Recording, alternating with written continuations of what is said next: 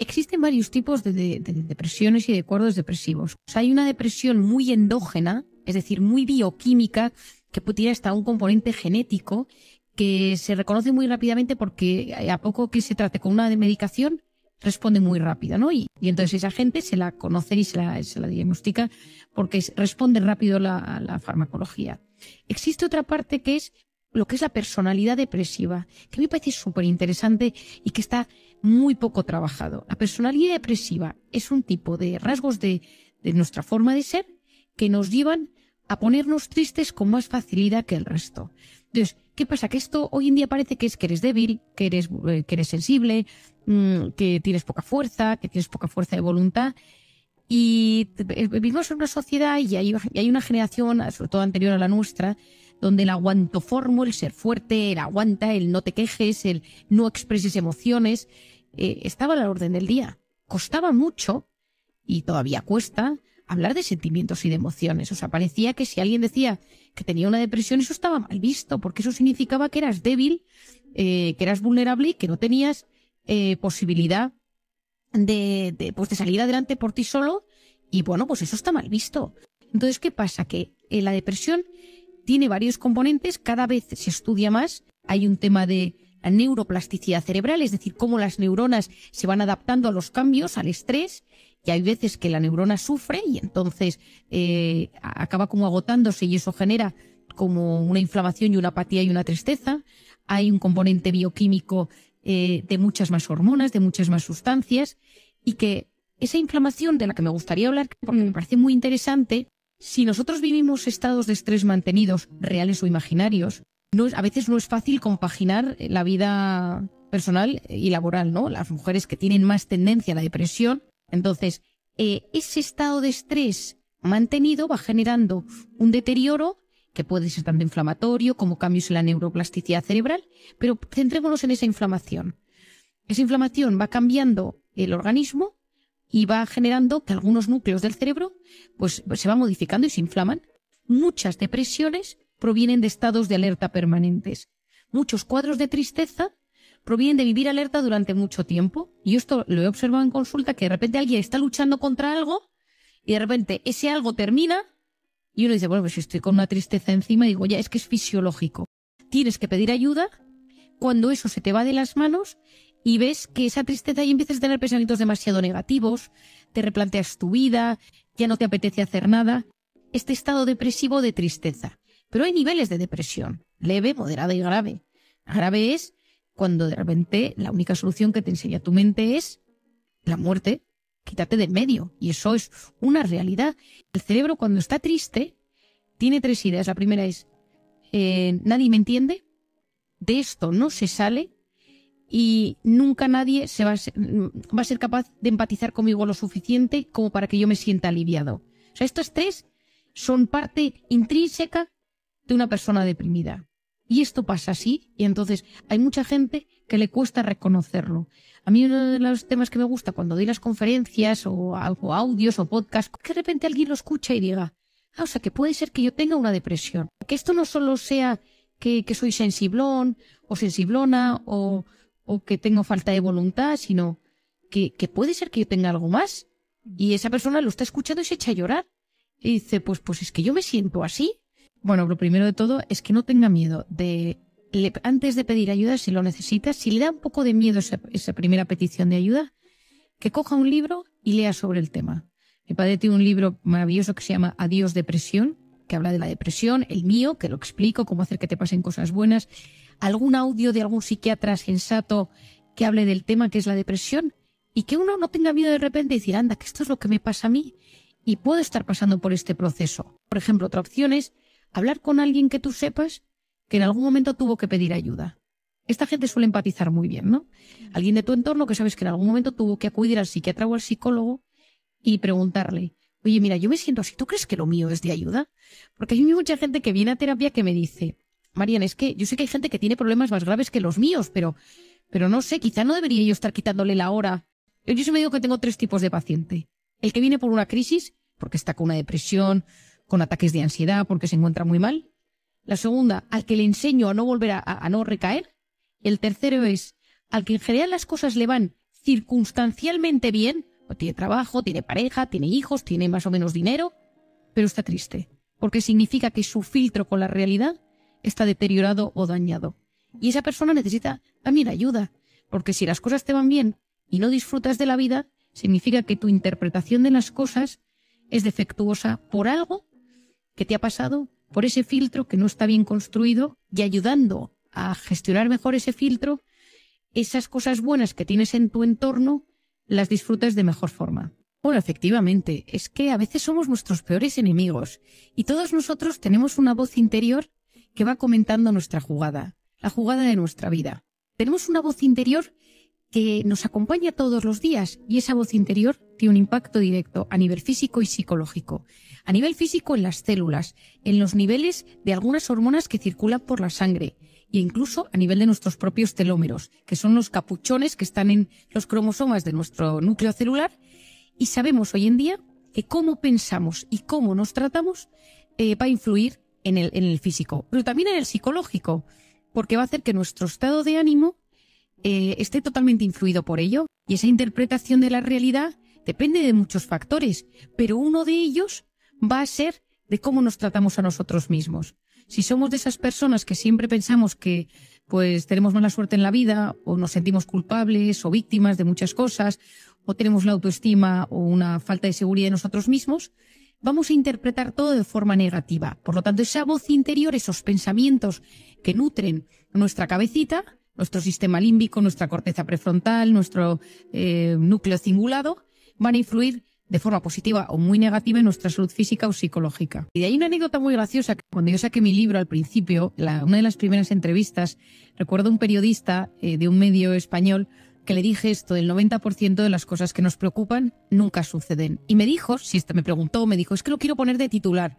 ¿Es esto científico? Y le dije, mira, es una frase mía, después de años de observación y de terapia, pero estoy segura de que estoy muy cerca. Y no lo quiso poner de titular. Y se lo conté a mi marido. Y entonces hace un día, unos meses más tarde, me llama mi marido y me dice, no sabes lo que he encontrado.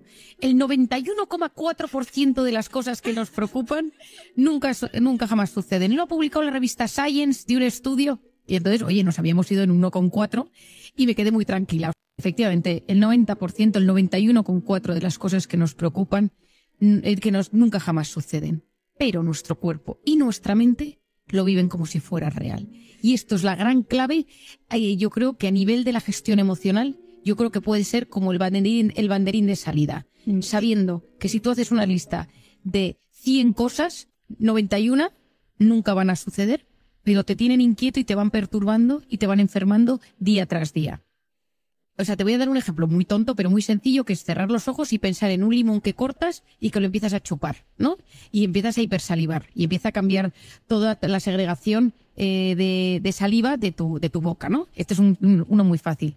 Pero si tú de repente te pones a revivir, puedes ponerte a llorar y de repente puedes empezar a sentir que el corazón se te abruma, se te apachurra y que tu cabeza no es capaz de razonar y pasar un día malo solo porque has generado ese pensamiento por la mañana. Es decir, hoy en día sabemos que cuando nos imaginamos cosas, que sean reales o imaginarias, vamos induciendo un cambio fisiológico en nuestro organismo. Y esto, cuando uno es consciente de que esos pensamientos alteran bioquímicamente al cuerpo y la mente, las cosas cambian. Yo siempre le digo a mis pacientes, vamos a hacer un camino de superación.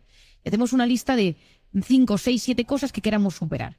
Pues la relación con mi ex, los miedos, las fobias, el problema con la alimentación que tengo, pues la vulnerabilidad o la sensibilidad o mis problemas de concentración. Y una de las cosas que digo es, ¿cómo eres tú? ¿Por qué eres así? Comprenderte. Y la tercera, digo, hagamos una fase de aceptación y de perdón, perdonarse a uno mismo y perdonar a los que te hayan hecho daño. Y en ese momento de comprensión, les hago escribir en un papel hechos que a lo largo de su vida hayan podido desencadenar ese estado de alerta. Y hay veces que son hechos reales y otras veces que son cosas que tú te estás maquinando en tu cabeza y que te hacen mucho daño. Todos nosotros tenemos como esa voz interior y ese cerebro y esa mente que nos hace mucho daño y que nos perjudica profundamente. Y por eso no somos nuestros peores enemigos. Y efectivamente, nuestra mente, si no la tenemos bien gestionada, y nos hace muchísimo daño. Y por eso creo que no hay nadie que esté libre de no tener que trabajar esto. Y esto puede venir de tu infancia, de cómo te hablaban tus padres, de cómo te sentías querido en el colegio, de cómo, de dónde, qué lugar estabas entre tus hermanos y cómo era la relación con ellos.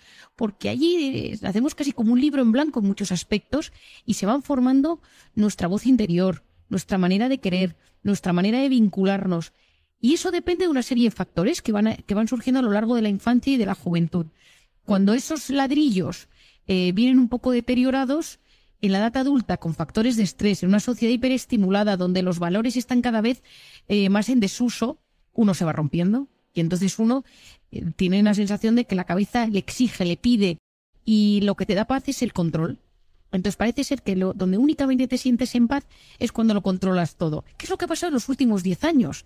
Que el ser humano en los últimos 10 años se ha quitado de valores, se ha quitado de creencias y ha dicho yo puedo, yo puedo, yo puedo. O sea, el nivel de angustia es terrible porque nos han convencido en estos últimos años que lo podíamos todo con el control. Antes se pensaba que sí. O sea, antes se pensaba que la genética lo era todo y hay una parte que es el temperamento y la otra es el carácter. Uno se hereda y el otro se adquiere. Pero también hay un trocito que son las circunstancias y la actitud. La actitud es cómo yo me ubico con respecto a las cosas que me suceden. La actitud es esa voz interior que va comentando lo que me va sucediendo y me pone en un lugar o me pone en otro. Hay una parte importante que es lo que heredamos, ¿no? Mi padre era sensible, mi madre era impulsiva. Es una parte genética. Y eso nos predispone a algunas cosas. Pero hay otras que se van adquiriendo. Y sobre todo hay cosas que se pueden trabajar. Pero a mí me parece que en un mundo como el de ahora, donde la conciencia de uno mismo está tan avanzada, es fenomenal conocer y decir, vale, esto lo he heredado. Esto viene por un trauma. Esto viene porque lo he aprendido, porque me gustaba tanto esto de la forma de ser de algunas personas, vidas ejemplares o modelos de identidad que he conocido a lo largo de mi vida, que lo he insertado en mi vida como pauta. Y cuando uno se va conociendo, se va dando cuenta que somos un conglomerado de varios factores.